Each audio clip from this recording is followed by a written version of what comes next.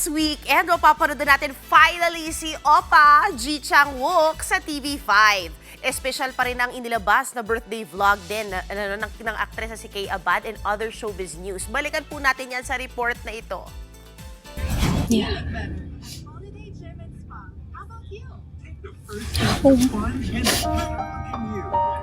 Emosyonal si Kay Abad nang i-reveal sa kanyang birthday vlog kahapon na na-diagnose siya ng breast cancer noong 2025. Iminungkahi raw ng kanyang doktor na magpa-mammogram siya matapos sumailalim sa gallbladder surgery at doon nga nakumpirma na positibo siya sa sakit.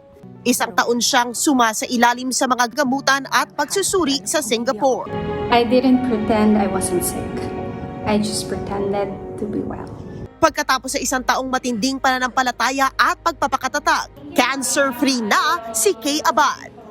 Yeah, the doctor declared. Yeah, but she said she declared as of now, you can declare that you're a survivor and you're cancer-free.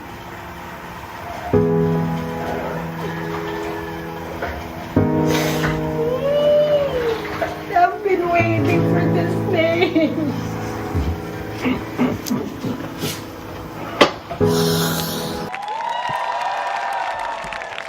7 minutes standing ovation. Yan ang sumalubong kay Oppa Ji Chang-wook at Gianna June sa kanilang latest zombie movie offering na Colony sa Cannes Film Festival. Ang direktor ng Train to Busan din ang gumawa nito. Pero after Cannes, ipapalabas na rin ang Colony sa Pilipinas this May 27. But before that, on May 24, ang top Korean A-list actor na si Ji Chang-wook mapapanood na rin sa Kapatid Network. Siya lang naman ang bida sa first ever Filipino-Korean collab variety show na Kumusta?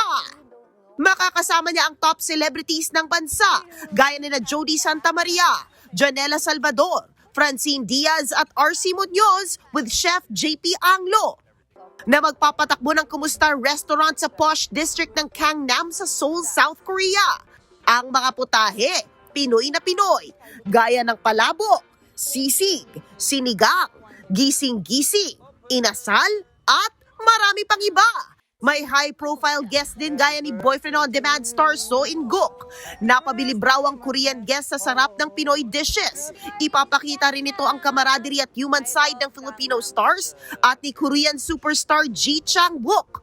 May good news naman ang producer ng Kumusta. Season 2, we are about to, we're already in talks with TV5. TV5 will co-produce with us for the season 2, and we're very happy that, TV5 is really full support with, Kumusta. Magugulat kayo actually sa ending, so you have to really see all the 10 episodes. Hell, season 2?